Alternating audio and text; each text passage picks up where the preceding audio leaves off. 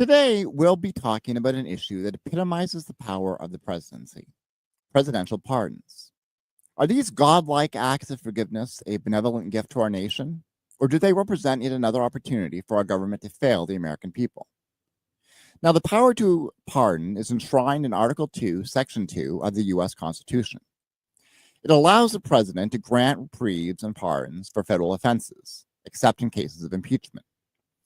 This authority was established to temper justice with mercy, to correct judicial errors, and to offer a second chance to individuals deemed worthy of clemency. But, of course, history shows us that the pardon process is often mired in controversy, fraught with allegations of favoritism, political payback, and outright corruption. Between 1900 and 2023, U.S. presidents granted 14,485 pardons and some 6,428 commutations. Some presidents were more generous than others. Franklin D. Roosevelt, for instance, issued 3,687 pardons during his 12 years in office, while President George W. Bush issued just 200 during his 2 terms. But remember, it's not about the volume of pardons that draws scrutiny. It's who receives them and why.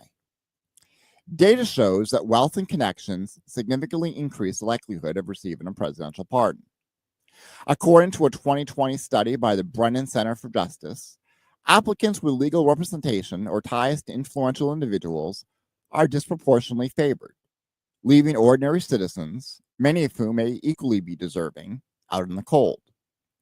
This disparity underscores a broader critique that the pardon process often perpetuates systemic inequities rather than addressing them. But before we start bashing the system of presidential pardons, let's not lose sight of the potential good that they can achieve. Pardons have been used to address historical injustices, such as when Barack Obama commuted the sentences of over 1,700 individuals serving harsh sentences for nonviolent drug offenses under outdated laws. The day after his inauguration, President Jimmy Carter granted a blank pardon to Vietnam War draft evaders, an act that was highly controversial at the time, but meant that hundreds of thousands of Americans would avoid prosecution, and those who had fled the United States could safely return to their home country. Pardons have also offered a path to redemption for figures like George Wilson, who was pardoned in 1830 after being sentenced to death for robbing a mail carrier. Though, in an ironic twist, Wilson refused the pardon and was ultimately executed. A president's pardoning power also includes acts of clemency that fall short of a full pardon but reduce the consequences of a criminal conviction. For instance, President Obama commuted the 35-year sentence of military whistleblower Chelsea Manning and released her from prison after 7 years of incarceration. The idea of presidential pardon starts to get dicey when we see the potential for abuse of power. Unlike most federal actions, pardons do not require congressional approval or judicial oversight. Now, while the Department of the Justice's Office of the Pardon Attorney is tasked with reviewing clemency applications, presidents are under no obligation to follow its recommendations. This lack of checks and balances has turned the pardon process into largely a political tool, wielded at the sole discretion of the president. Arguably, the most infamous pardon in modern history was President Gerald Ford's decision to pardon Nixon after the Watergate scandal in 1974. President Ford defended the move as a way to heal the nation, but it effectively ended his political career.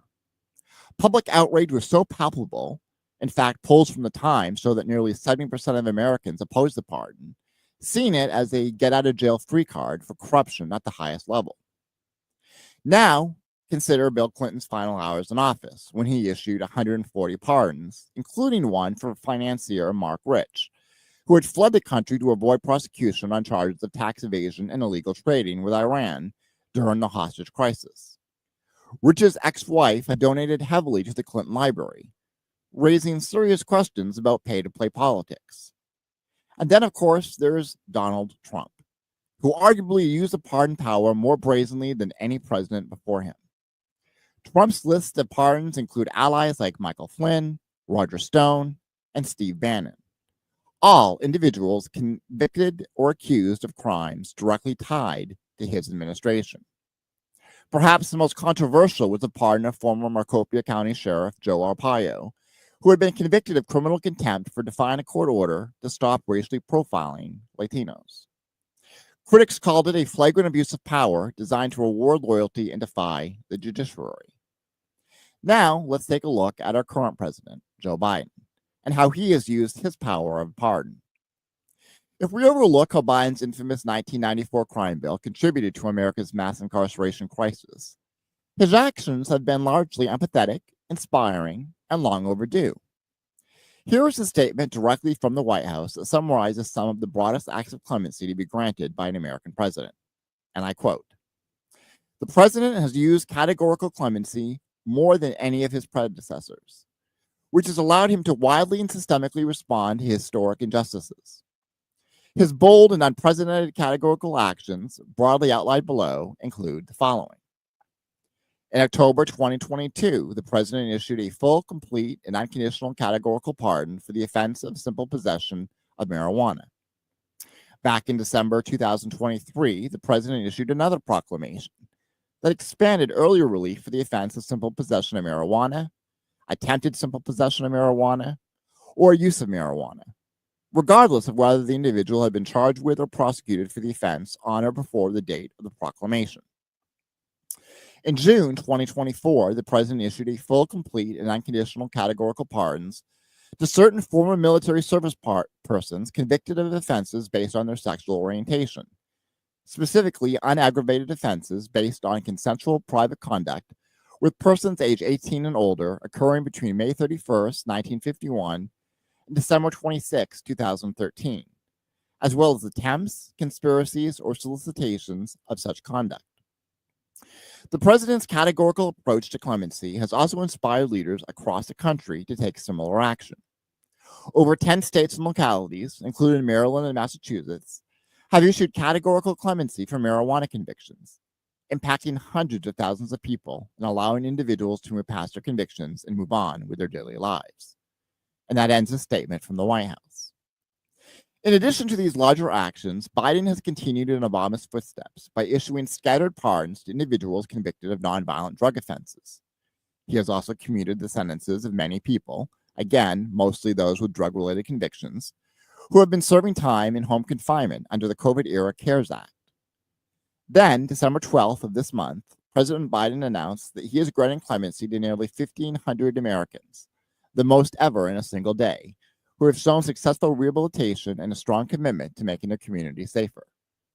The president is commuting the sentences of close to 1,500 individuals who were placed in home confinement during the COVID-19 pandemic and who have successfully reintegrated into their families and communities.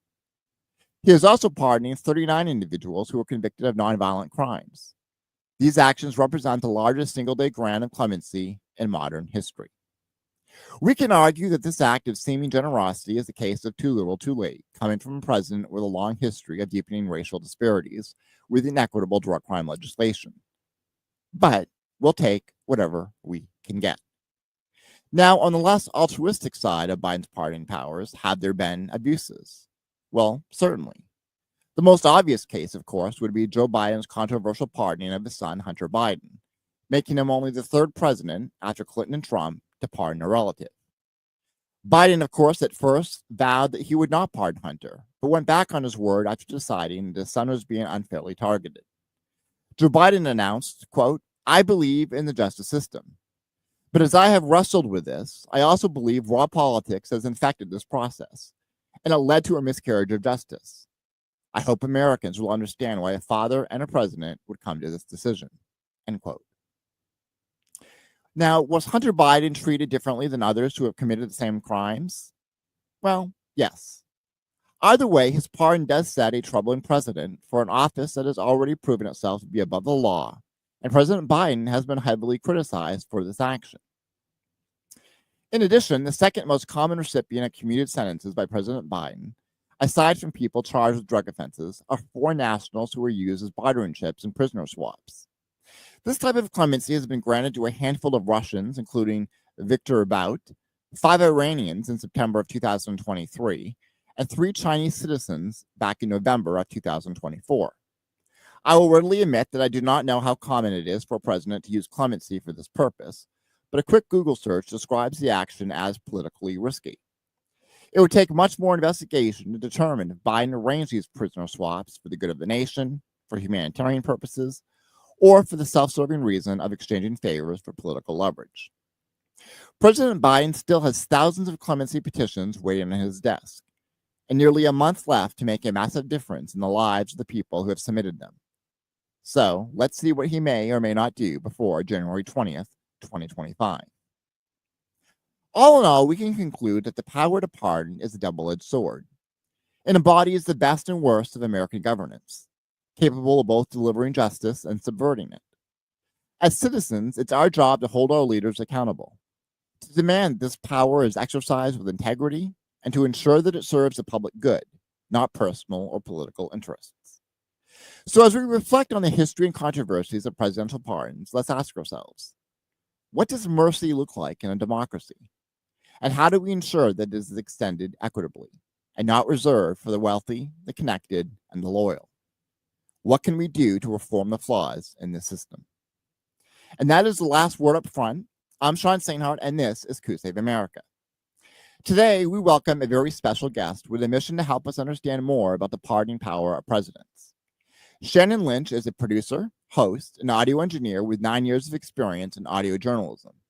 And Shannon has a very good reason to be interested in presidential pardons. And you'll find out what that is right after the break.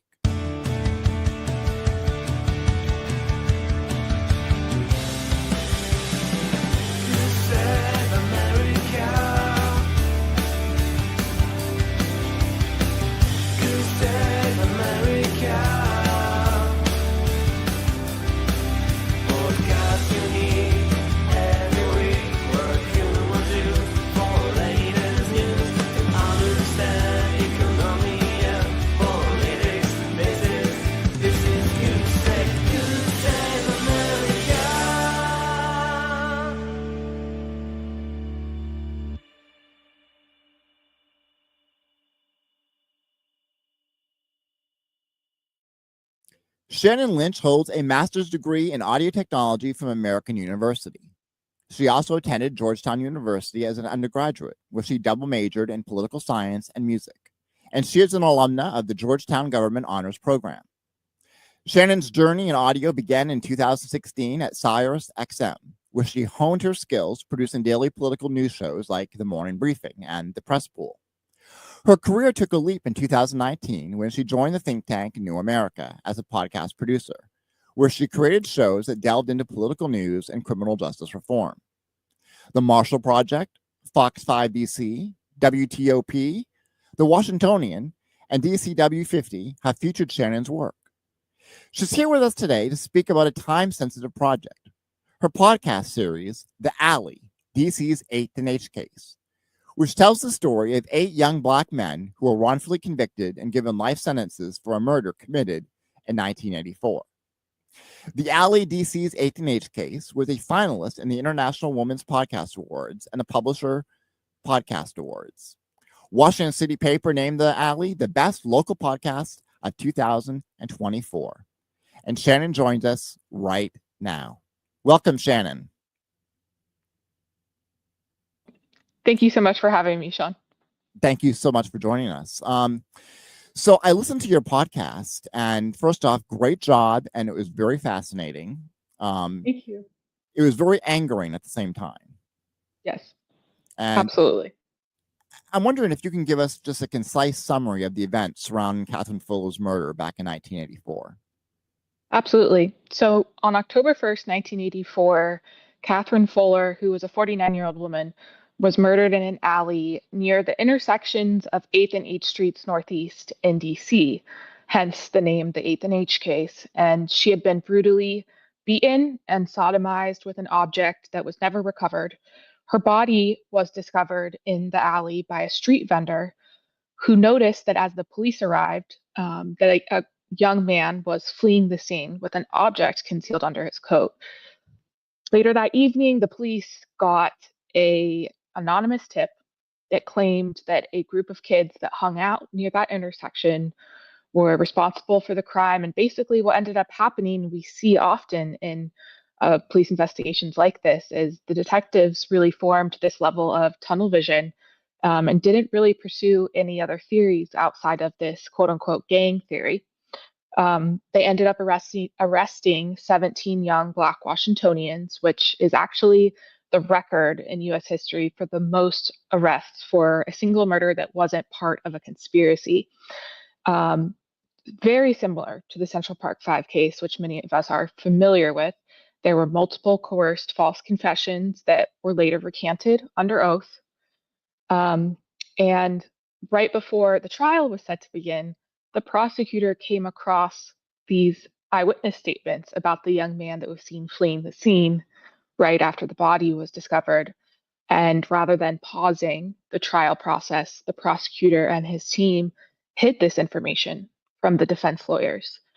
And so, with nothing else to go on besides these false confessions, there were 8 young men that were given life sentences. And now, 6 of those 8 men are alive, and those 6 men are currently seeking a pardon from President Biden. When I listened to your podcast, the idea of this gang rape theory sounded so utterly absurd to me. And it got more absurd as it went on. This chaining of events where, one person led to another person. It just seems so utterly absurd to me to think that this is how this crime progressed. Mm-hmm. How did police arrive at this initial theory about this gang rape? Mm-hmm. Mm-hmm. So the anonymous tip came in the night, early morning hours of the next day, so October 2nd, 1984. And with such a heinous crime, the detectives were under a lot of pressure. And as you can imagine, efficiency wise, it makes more sense for them to focus in on a specific single theory and basically try and find evidence that supports that theory, which is a little bit backwards. The goal should always be to seek truth and seek justice. Right. But the reality is that detectives and prosecutors often are more pushed towards convictions and results rather than seeking truth and justice. And that's what happened. Did it just, I still just, even given what you've just said, this idea, especially given the circumstances of the case. Now, the garage where this occurred, where the woman's body was found, Catherine Fuller, was a very small garage, and it would be virtually impossible for this large group of people to be engaged in this crime in this alley. Is that a fair assumption? Absolutely. And part of that, I mean, there are multiple reasons pointing to that. Part of it being that Mrs. Fuller's injuries were not consistent with a large group of people assaulting and raping her. The other part of that being this was on the busiest intersection in this part of the city. And it was also the first day of the month, which is when most folks cash their checks, whether they be paychecks or government assistance checks. And it also happened to be that there were 2 banks on this intersection at 8th and H. So the prospect of a group of 20 plus teenagers attacking a woman and dragging her down an alley or carrying her down an alley and raping her, and there being no independent eyewitnesses to such an act, just it really boggles the mind that they're that there's so and unfortunately you see that again and again in this case. There are so many instances of reasoning that just aren't logical on the part of the prosecutor and the government's case. And there was, I'm going to call it evidence to suggest that another person probably committed this crime. Can you speak to that a bit? Right. So, as I mentioned really briefly in the beginning, a street vendor discovered Mrs. Fuller's body in the alley in the garage a couple of hours after the time of death, or shortly after the time of death. And they called the police, and they noticed as the first police officer, the responding officer, started to drive into the alley, that there was a young man that basically sprinted out of the alley. This is a pretty big alley with multiple corridors, so it was very easy for him to go in a completely different direction than what the police were coming in. And the young man that found the body found that very odd, and so gave this signed statement to the police that evening. In fact, the responding officer also recorded a statement on it. So there were multiple statements about this young man fleeing the scene with an object concealed under his coat. And mind you, the object that was used to sodomize Mrs. Fuller was never recovered. So putting two and two together, you might guess or assume that perhaps what he was hiding under his coat is what he used to sodomize her. And then also, on top of that, this young man that was seen fleeing from the scene was also convicted of other very vicious attacks against women in the same neighborhood in the same month that Mrs. Fuller was killed. And after he was released from prison for these other assaults, he ended up committing an almost identical murder in an alley just a few blocks away from where Mrs. Fuller was killed. So there's a lot pointing to this man as the actual perpetrator, but because he didn't fit into this gang theory, he was really ignored and excluded. He was a loner. He didn't really hang out with a bunch of the other kids in the neighborhood. So to group him in with the kids that hung out at the park near 8th and H would not have fit into the police and the detectives' theory that this was done by a gang. And what role did community pressures or societal factors occurring in the DC area at that time play into shaping the investigation? I mean, was there a lot of gang activity going on in this neighborhood, or was that just sort of something that came out of nowhere? So there was actually little to no non-existent gang activity in DC at the time. So we're looking at 1984. This is just before the crack epidemic hit, which of course ravaged DC in a very terrible way. But at this time in 1984, there was really no gang activity. But what we did see was heavy coverage of gang activity in places like LA, that were broadcast, nationwide. So there was absolutely this level of unease in other cities where there might not have actually been gang activity yet. And I think that had a huge factor to play in the police seeing this as a plausible explanation. You see it a lot more enough, and you're conditioned to believe that this gang activity is a huge issue. And detectives are humans too. They get exposed to the same type of media that the rest of us do. So no, there wasn't gang activity. What there was, however, is um, and if the detectives had been from that neighborhood and understood the culture a little bit better, they would have realized this, that there are, and back then even more so, events called go-go's that often young people would go and listen to music. It's kind of like a subgenre of funk. And at the go-go's, different neighborhoods are grouped together. So an MC will say, like, is 8th and H in the house? And everyone from that neighborhood, will make noise and so on for the other neighborhoods. So there was an association of them. However, that doesn't mean they were a gang. They were Right. a group of kids that went to concerts together.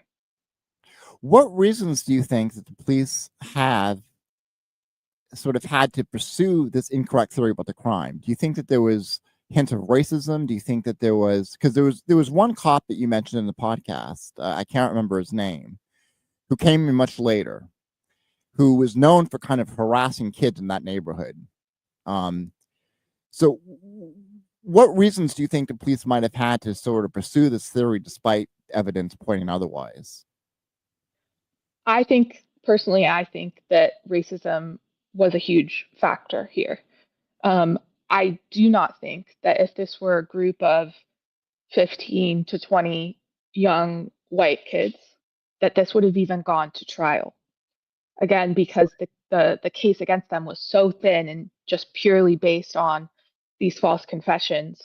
So I don't see this happening to a group of young white kids. And like I said, detectives are human like the rest of us, and are perhaps predisposed to believing that maybe a group of Black kids could have done this.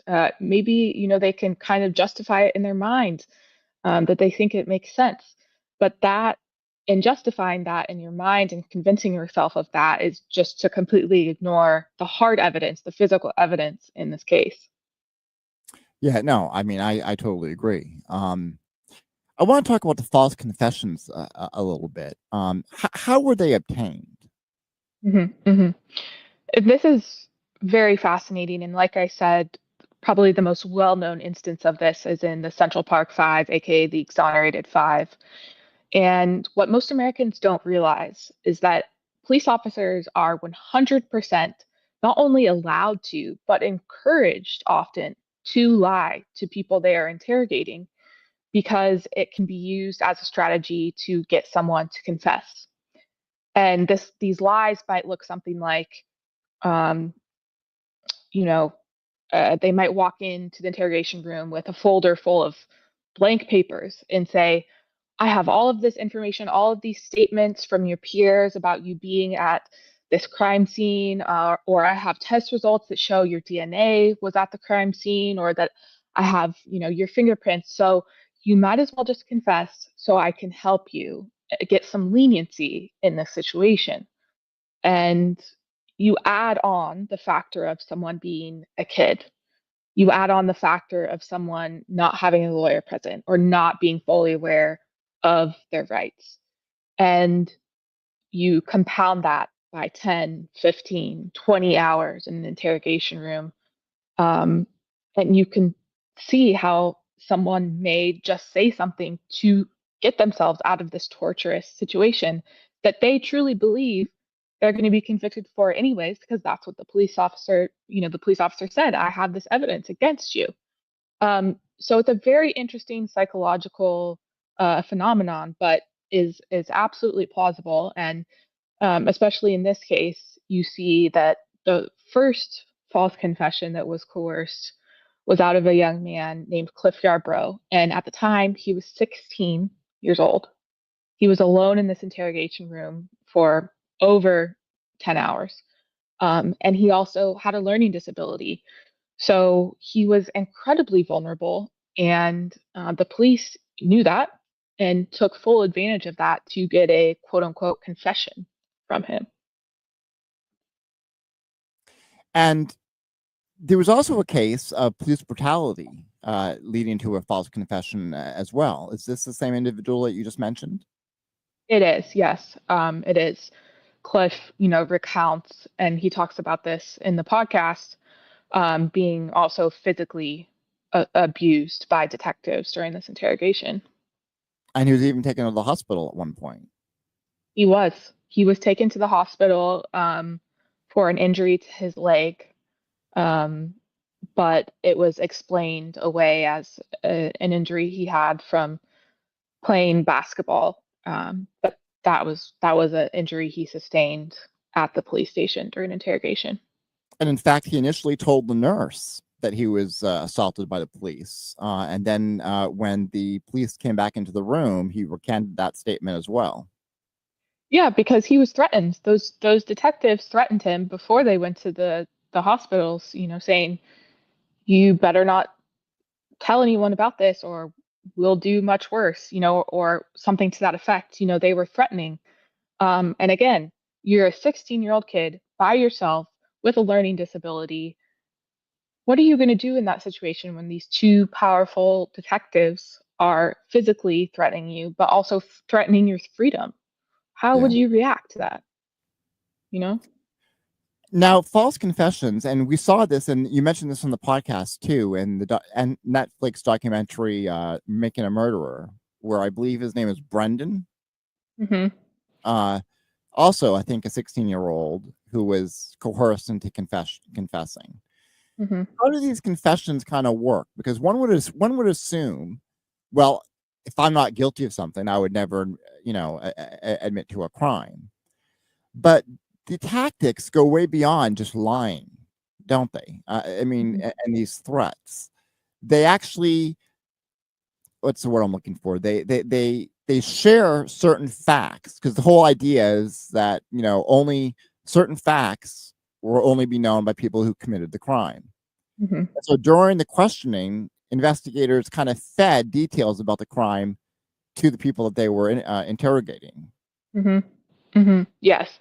So often what you'll find is there will be maybe some key general factors that may be correct in false confession, but then some of the smaller details kind of fall to the wayside and are completely incorrect.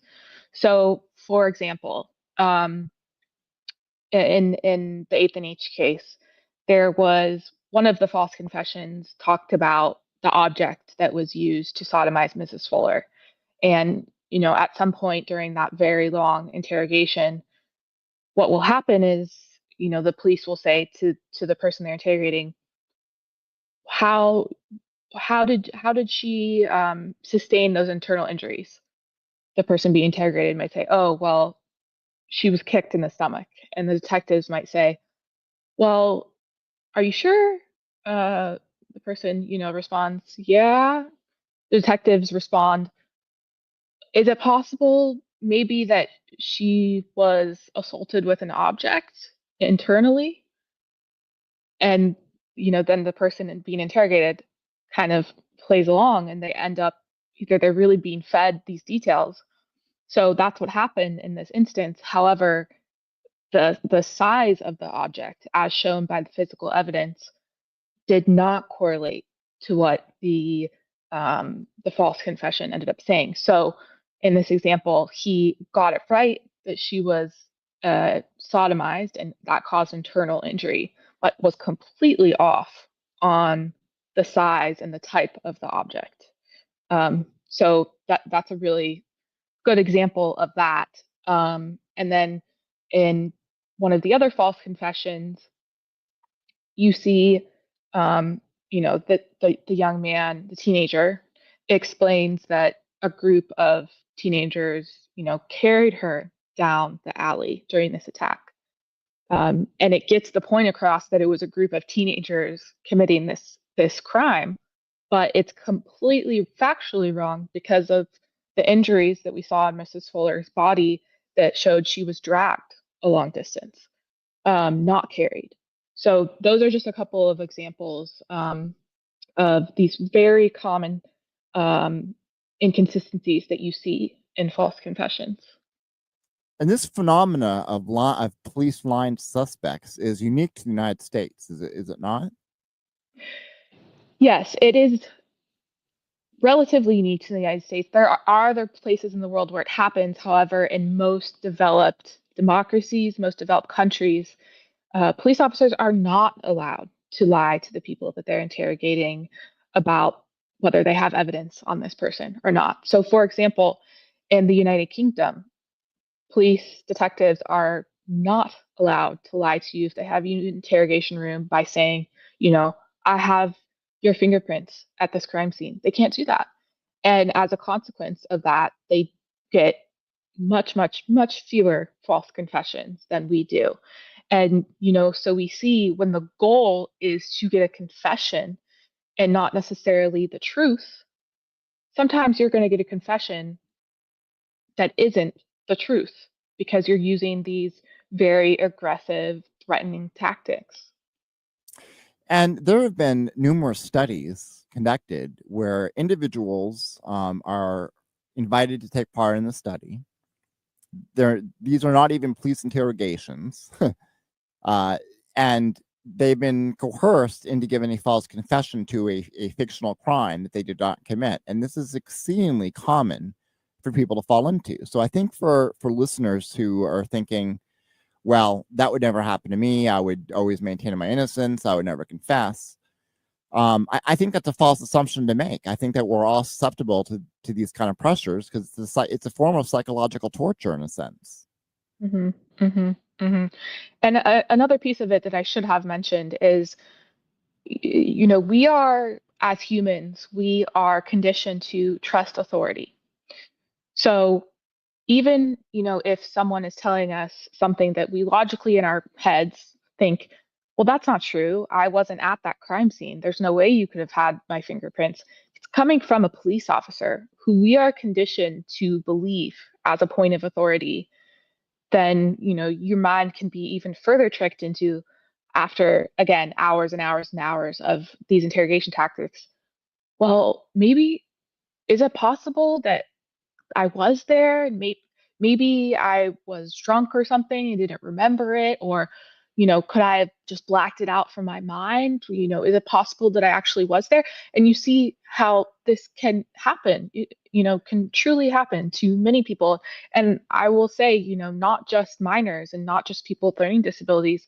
We've definitely seen this happen in adults as well. Yeah, no, absolutely. I mean, it's just absurd to think that we have a criminal justice system that allows this kind of thing to occur. Mm-hmm. Especially when, again, the focus should be on finding the truth and finding the actual perpetrators behind a crime. There was also evidence. Well, back to the interrogation real quickly. These were not videotaped throughout, were they? That's right. And, it's funny how little policing techniques have changed in the past 40 years. Um, in most jurisdictions in the United States, there is no video whatsoever of the interrogation. And in the few jurisdictions where there are, they record what is basically called a summary statement. So what you will see on that recording is after 10, 15 hours of interrogation, then the police will turn on the recorder and, go through this, again, false confession on tape that they have rehearsed several times before they even start recording with the person that they're interrogating. And that's what you see. That's all that you see.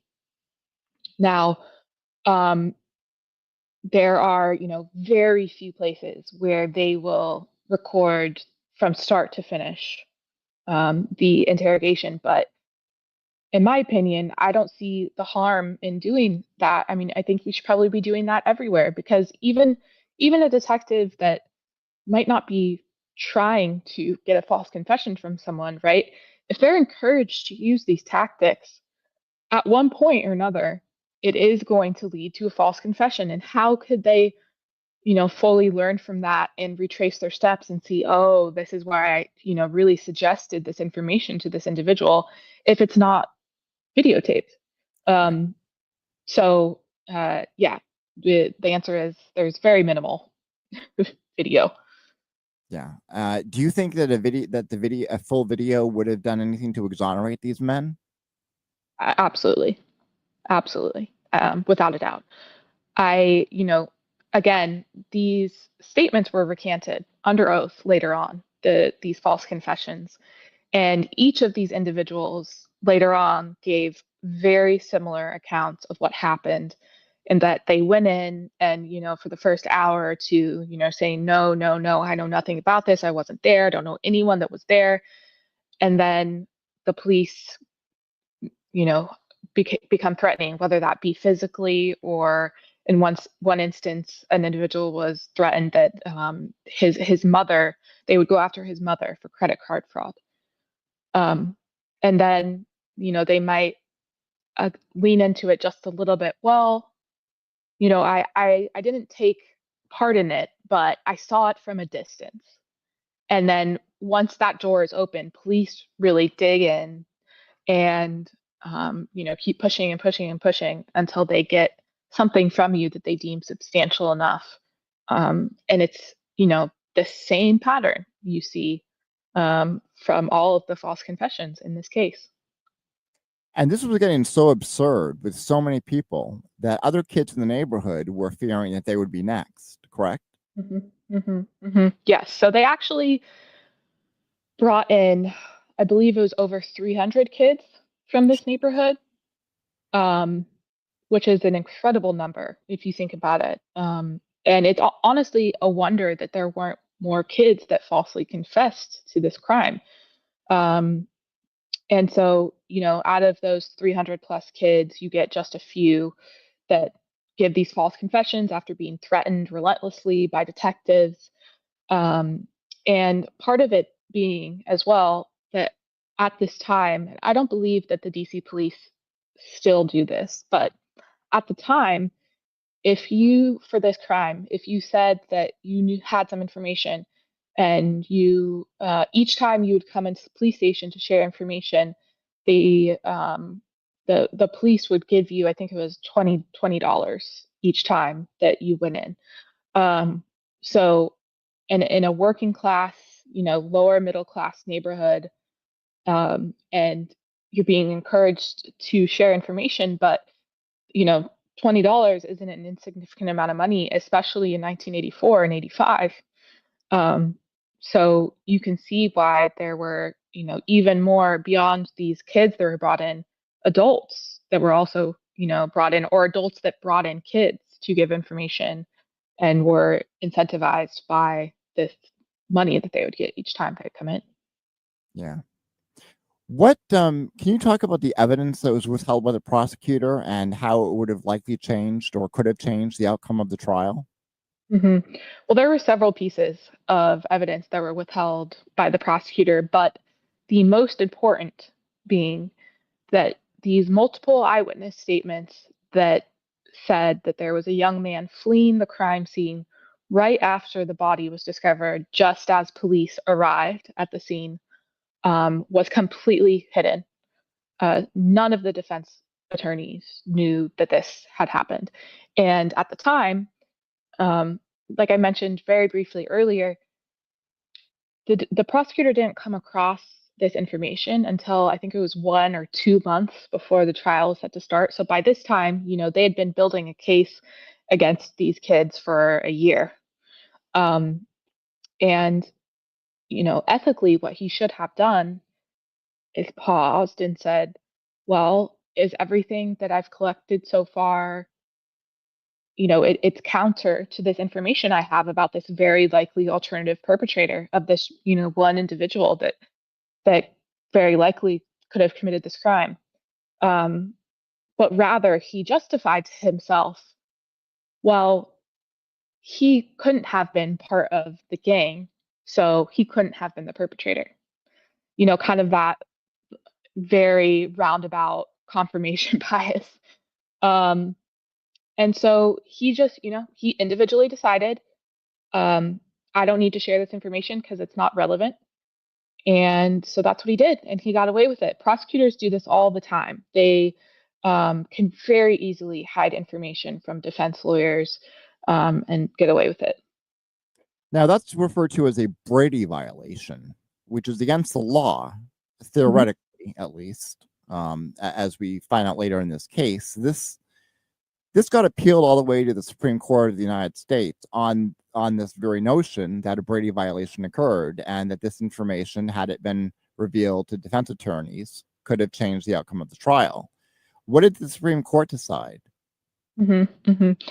So yes, I'm just going to back up a little bit more for context. The Brady rule is actually something that came out of a Supreme Court decision in the mid 20th century, which says that prosecutors are not allowed to withhold information from defense lawyers that may change the outcome of the trial. And so, again, another piece of this that a lot of Americans don't realize, a prosecutor is privy to and has access to all of the information, all of the files, all of the notes that detectives and police take throughout their investigation. By default, and a prosecutor has access to all of that. Then what happens from there is the prosecutor and his or her team essentially get to decide what of those files, how much of that information is shared with the defense lawyers, the people defending the accused, the people being accused of the crime. And so, it brings the obvious conflict of interest. Well, if there was something that could help this defense lawyer beat this prosecutor in this trial, wouldn't the prosecutor do their best to make sure that the defense lawyer doesn't get that information? And that's exactly what happens. And, again, it is against the law. Prosecutors are supposed to share information that could change the outcome of a trial. However, the accountability of that, the way that that's checked is very murky, because often it's either, that prosecutor themselves making that call again, which is that prosecutor wants to win that case. Right. They're not going to be incentivized to share that information that might help their opponent. And if it's not being overlooked, just just themselves looking over it, it will be someone on their team. It will be someone on the prosecutor's team, someone in their office, maybe their boss, that is looking over this information, that also is very often incentivized to make sure this prosecutor wins, especially when you look in, places where like a DA, a district attorney, is elected. They want wins. And so, as you can see, this ends up very, very common. The prosecutors get away with hiding this evidence, and then if at all, if they do get caught, there's very little repercussions. It's kind of most of the time, vast majority of the time, maybe a slap on the wrist. And in this case, the prosecutor admitted in court that he had withheld evidence, and still nothing happened.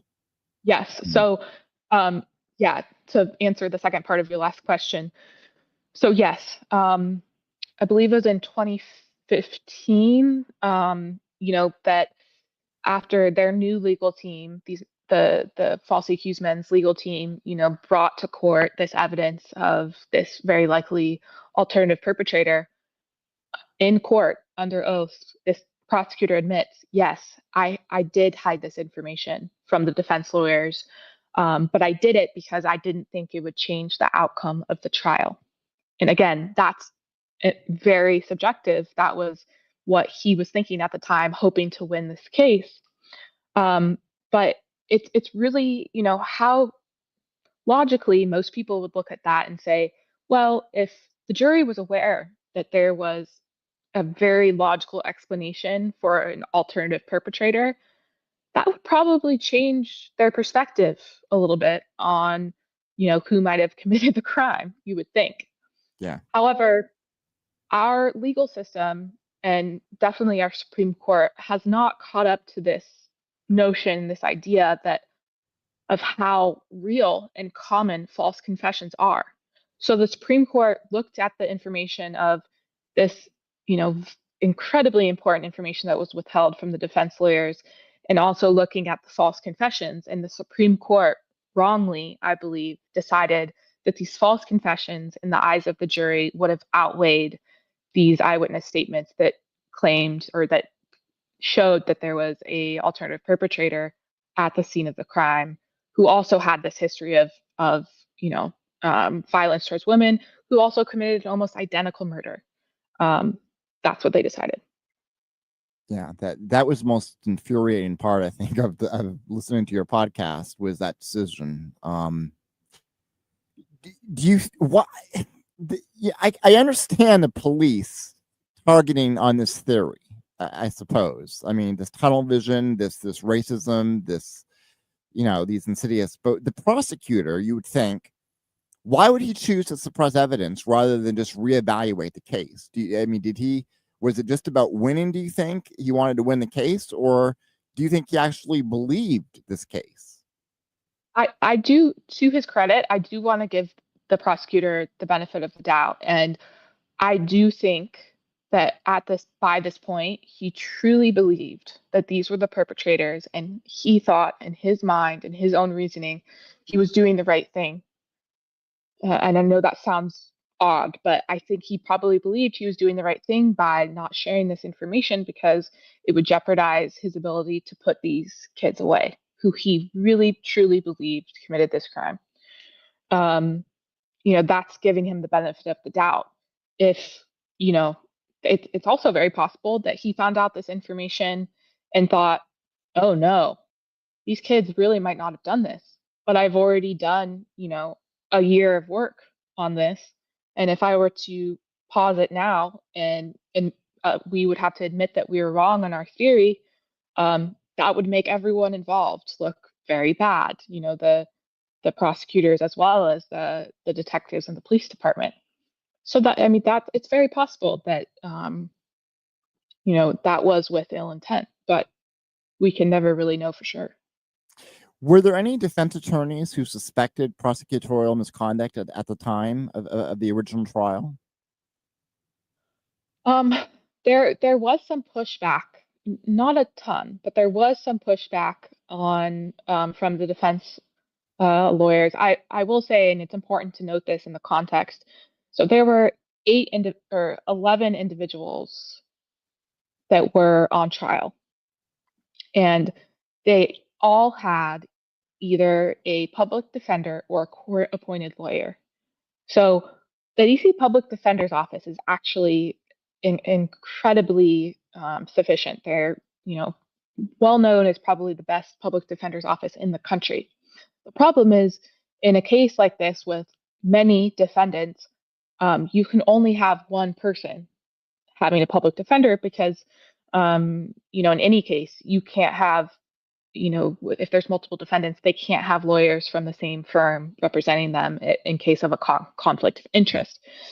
So the majority of these attorneys were court appointed, and really not up for the task. I'll put it that way. Several of them had never defended a homicide case before, or had records of misconduct otherwise. And so it really, without the resources and the competency of a good lawyer, it wasn't really likely that any of these defense attorneys, other defense attorneys, were going to be, pushing and doing extra ground legwork on figuring out if the, prosecutor was hiding any type of evidence. And it's like, you don't know what to look for if you don't know what to look for, Right.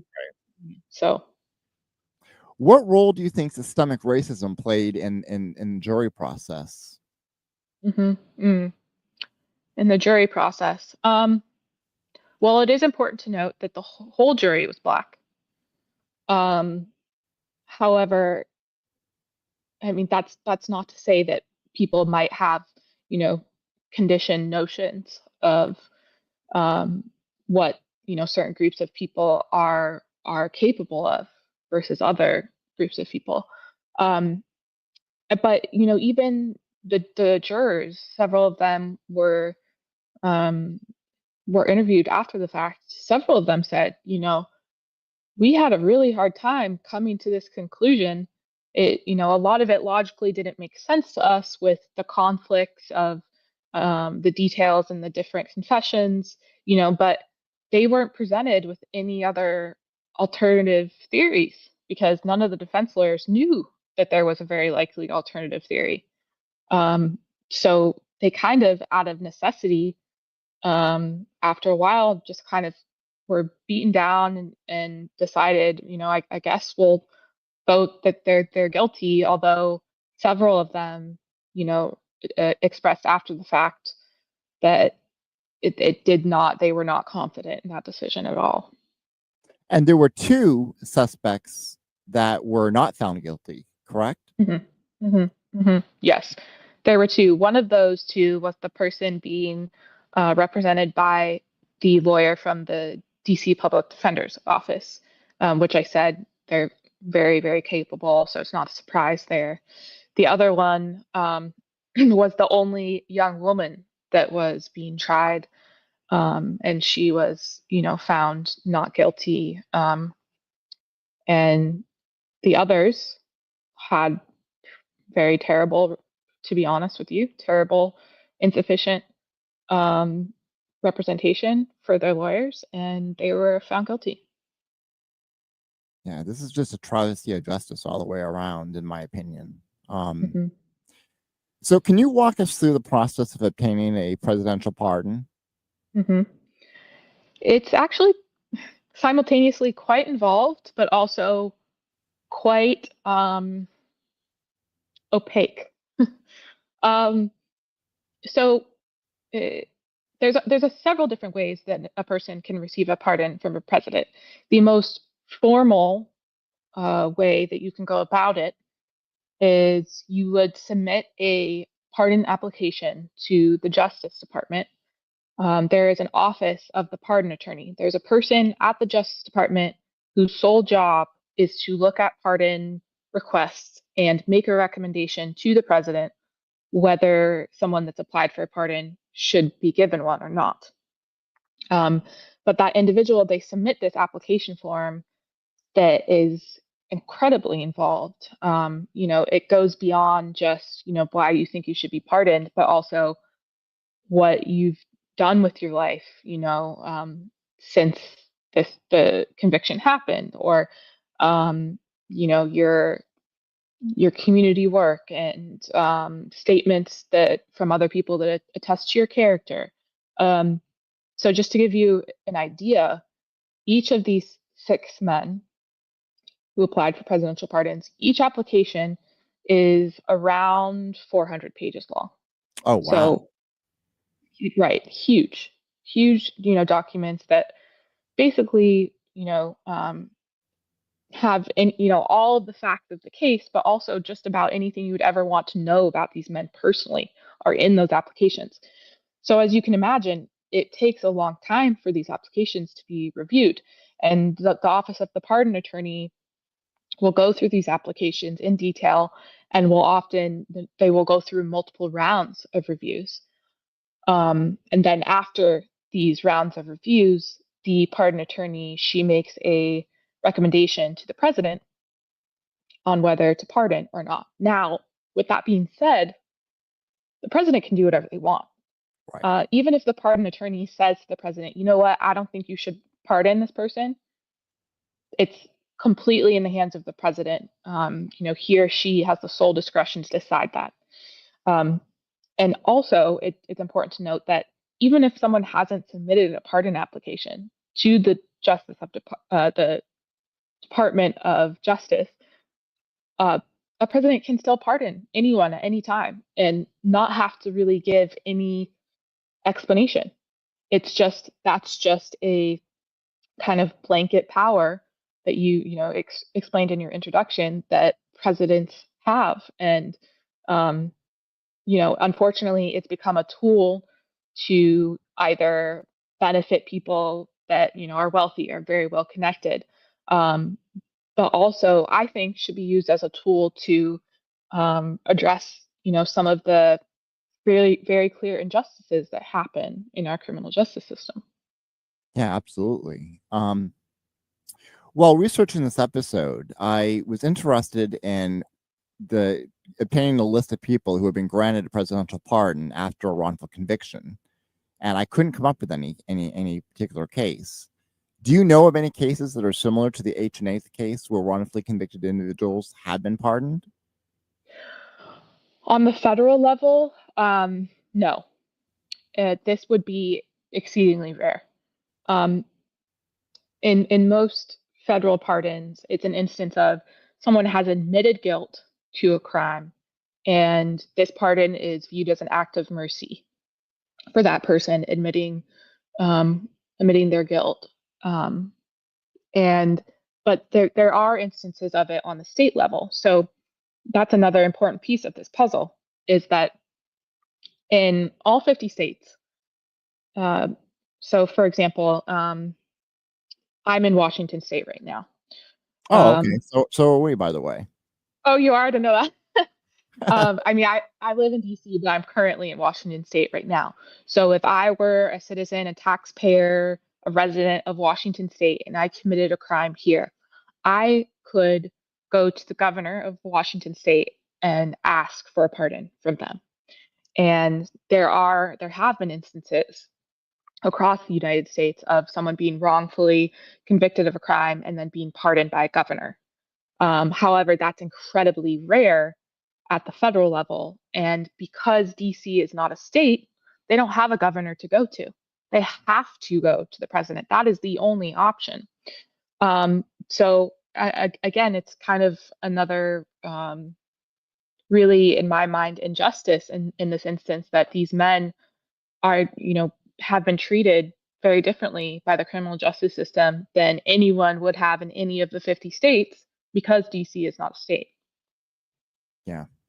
So why do these men believe that pardon is the best route for justice? In reality, it's their only route for justice, correct?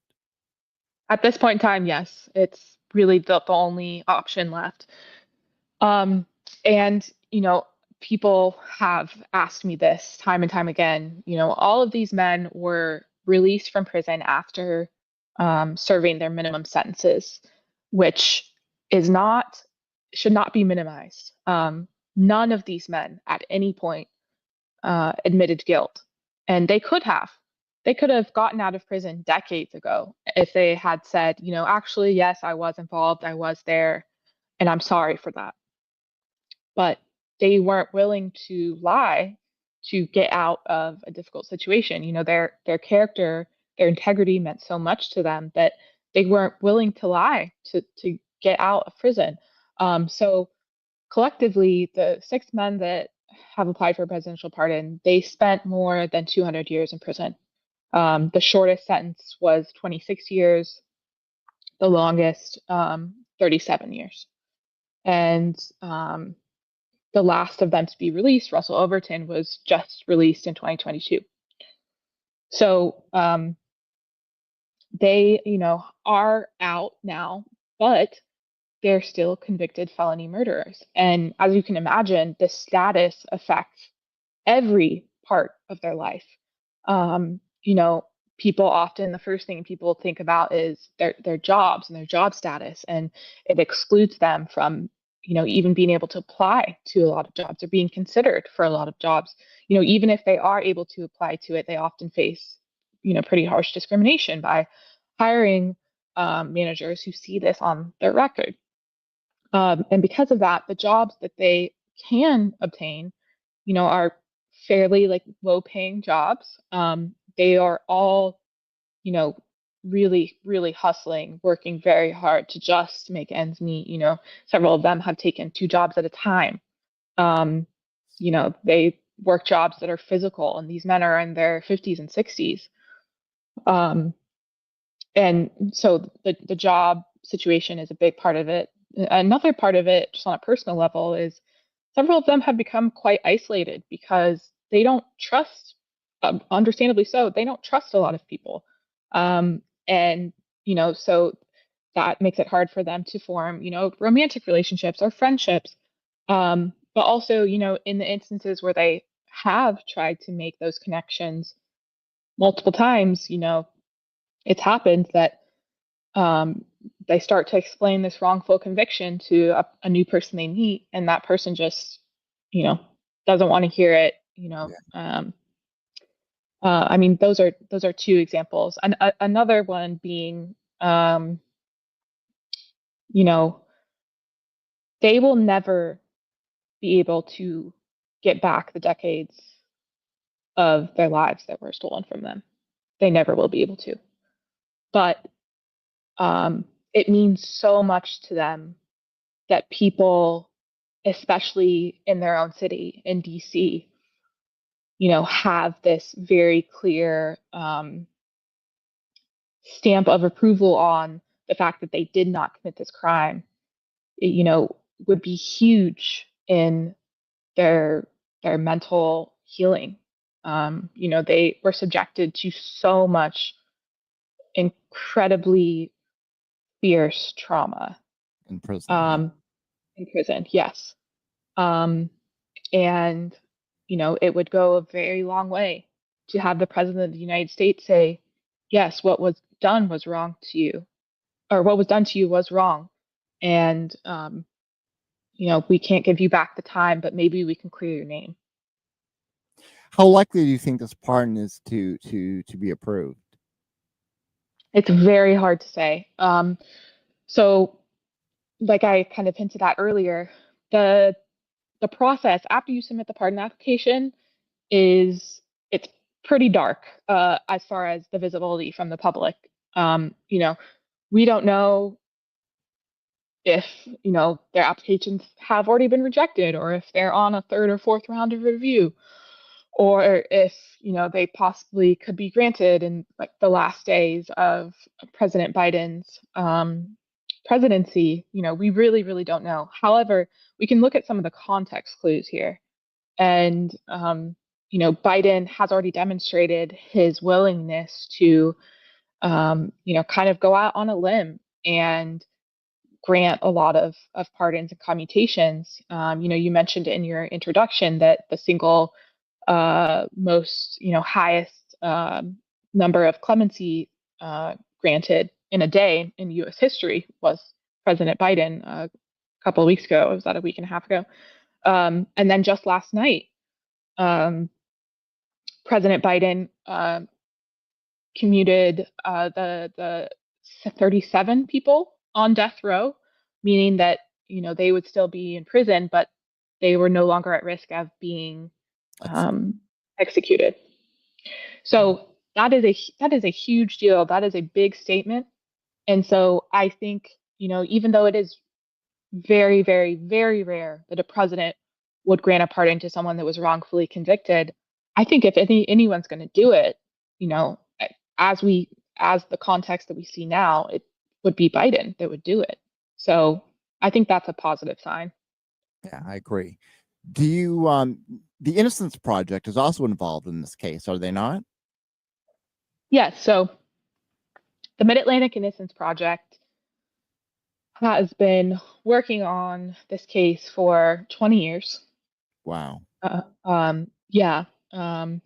And, they were there throughout the whole process of appealing it all the way to the Supreme Court, claiming that this information about the alternative perpetrator would have made a difference in the outcome, and have continued to be part of it, assembling a team of lawyers that, helped these men write their pardon applications and that continue to represent them.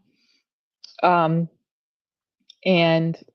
all of this, of course, has been pro bono work on the part of both the Innocence Project, the Mid-Atlantic Innocence Project, but also the lawyers that they've recruited from various high-powered firms in the District of Columbia. I want to ask you, what drew you to this case initially?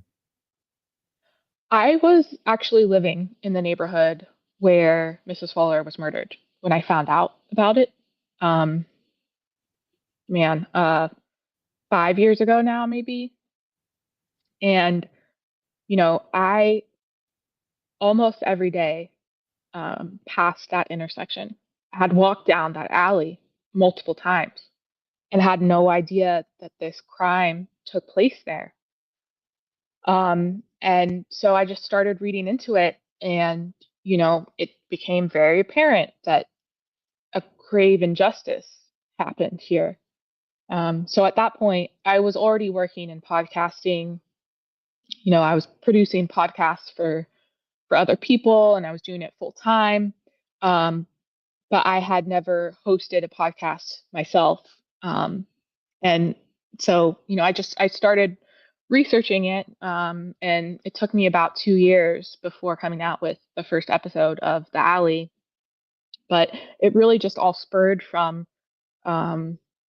the living so close and feeling like more people really needed to hear this story. And overwhelmingly, when I've had conversations with people, it's becoming more and more known for sure. But people feel the same. They say, I can't believe I didn't know about this. This is appalling. And so it just kind of validates, I think, that I felt at the beginning that I really needed to share this with as many people as possible. How has your work on The Alley impacted your perspective on the criminal justice system? Ooh. Very significantly. I, for most of my growing up years, I wanted, after going to Georgetown for undergrad and studying government, I wanted to go straight to law school. I thought I wanted to be a lawyer for most of my life, and always had this very strong interest in law. And as a matter of fact, my father was a federal prosecutor. Um, so I was very interested in this. But after looking into this case, there are certain things like, for example, the ability of police officers to lie to you and get away with it in interrogations. I wasn't aware of that. And coming from someone that was already very interested in law, that was shocking to me. And it's really, humbling to realize that there are so many aspects of our criminal justice system that are truly unfair. Yeah. That it's almost like the more you know about the criminal justice system, the more you realize, that it is very plausible that there are a lot of people in prison right now that did not commit the crime that they're in there for. So it's just, been a huge factor in how I think our criminal justice system is run. Were there moments during your research that shocked or deeply affected you that really stand out?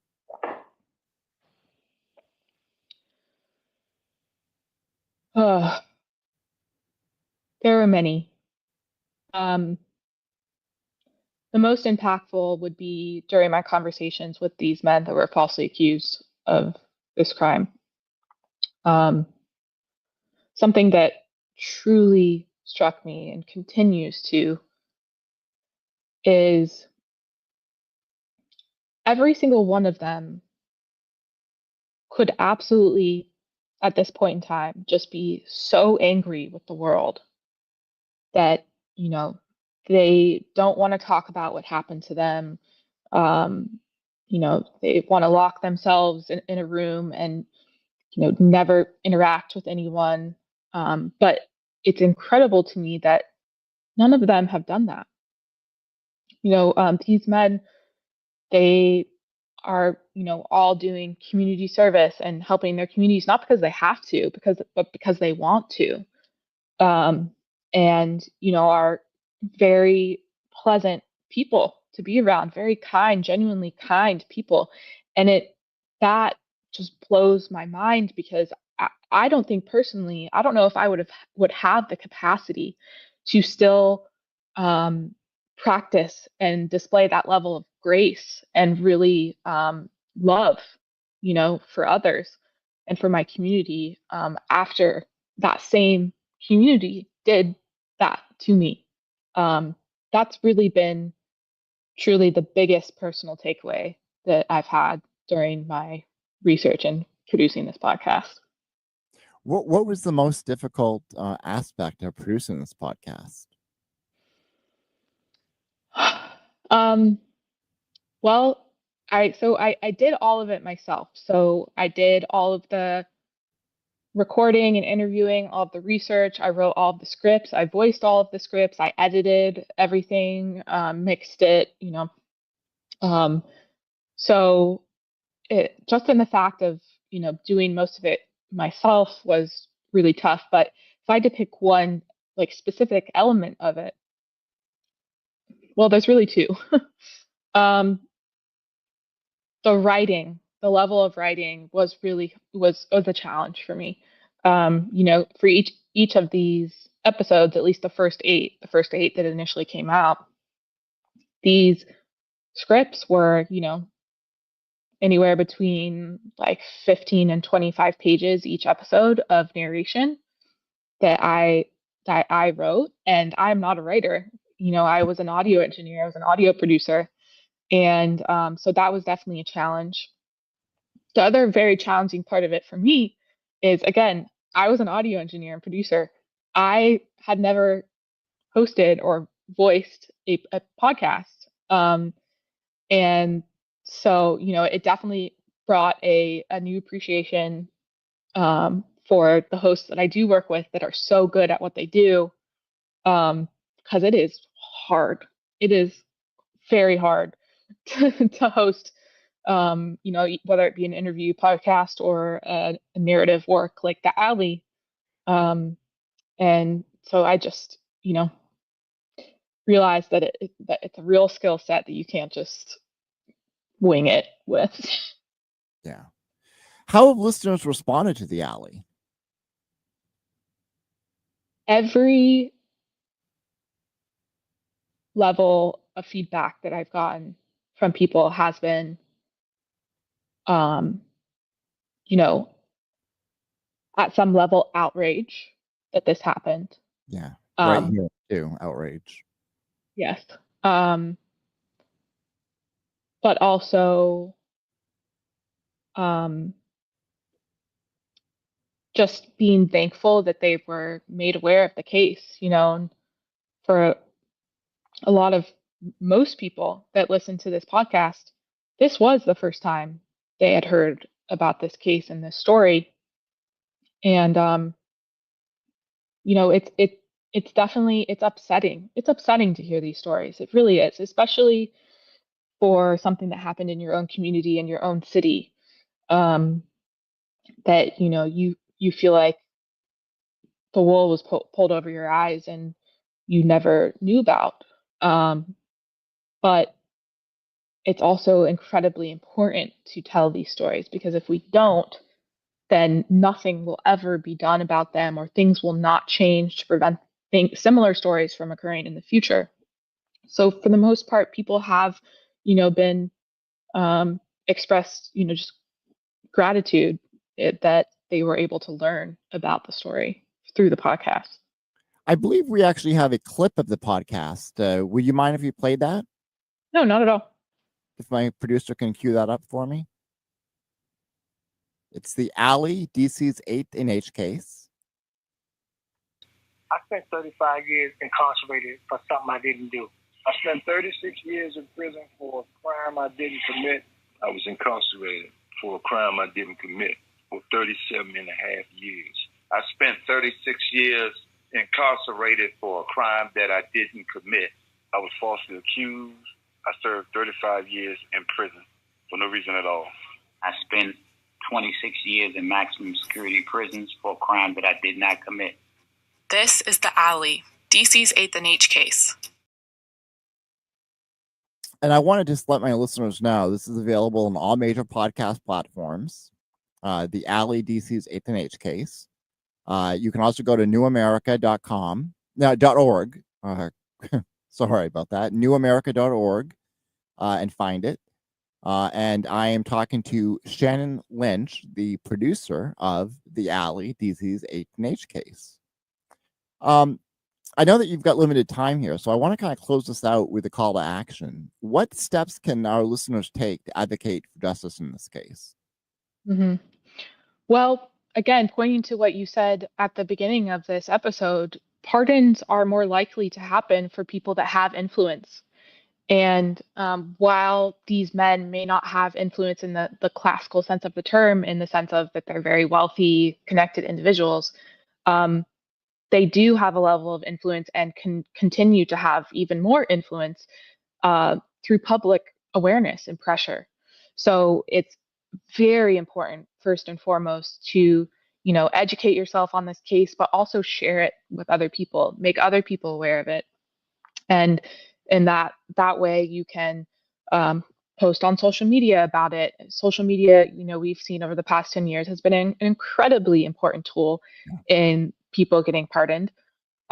So, we ask that if you do post about it on social media, to use the hashtag 8thNH Justice, and that's the number 8 THANDHJUSTICE.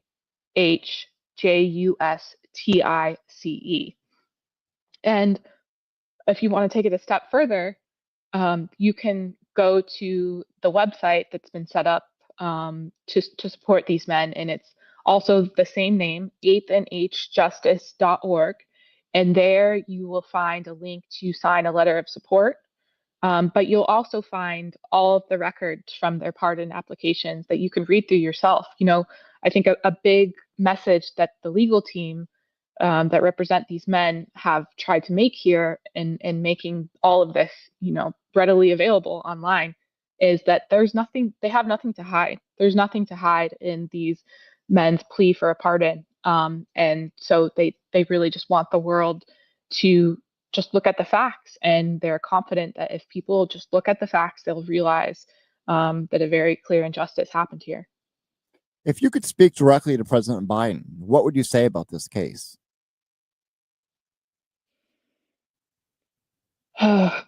So many things. I mean, I think the most direct message I would want him to take away is, you know, just look at the facts in this case. Look at the facts with an open heart and mind.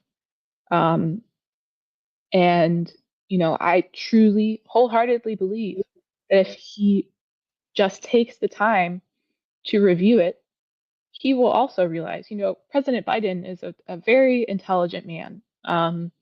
I believe that he will view those facts and come to a conclusion that, you know, these men did not commit this crime and they don't deserve to live the rest of their lives with this conviction hanging over their head for something that they did not do. Yeah. Yeah. The website is 8andhjustice.org. That's 8th and hjustice.org, where you can sign that petition. Shannon, I want to thank you so much for joining the podcast and sharing the story with my audience. And I wish you the best of luck in this case. I think, and in your career too, you're clearly very talented as a podcast producer, and I would say host as well. I really enjoy listening to the podcast. I think there's a few episodes left that I haven't listened to yet. I got all the way up through the, I think the 8th episode. Mm-hmm. So I'm looking forward to finishing that. Is the podcast finished, or are you going to continue with it? Well, first of all, I appreciate you saying that. That means so much to me. Sharing that with me. But yes, it is still going. In fact, so the first 8 episodes were published in 2023, and then this year, after the pardon applications were submitted, we started making episodes again. So there right now are 4 more episodes. Another one is coming out on Wednesday. And so there are 2 episodes that kind of explain where things are with the pardon applications being submitted, and how these men are feeling at this stage in the process. But then there's also going to be individual episodes with each of the falsely accused men that are just one-on-one interviews. And the purpose of those, we're not even discussing the case, because by this point, if you listen to the podcast, you know everything there is to know about the facts in the case. These one-on-one interviews are really just to get to know these people, these men on an individual level. I thought it was important that the listener is able to learn more about them as people and as individuals in the same way that I've been able to learn about them over the past 3.5 years. And so in these conversations, I asked them things like, what did you want to be when you grew up? Or, who was your hero as a child? Things like that, that really, of course, when we hear these stories and we read about them, people are often appalled, but I don't think that people often connect or, are fully aware or present in the fact that these are people, these are human beings, just like you and I. They have aspirations and hopes and, had, wonderful childhoods. And, I think it's important to communicate that to the listener, to humanize these men. I think is really important. Well, again, thank you so much for joining me today. Had a wonderful conversation. And again, please listen to the podcast. If we can put the cover up again. The Alley, DC's 8th NH case, available wherever you get your podcasts. And I believe that there's a website that we have. There we go. newamerica.org/the-alley. That's newamerica.org/the-alley, where you can go directly and view the website for the podcast. Shannon, again, thank you so much, and have that merriest of holidays and a happy new year. Thank you so much for having me, Sean. No problem. And we will see the rest of you next year. This has been Coup Save America.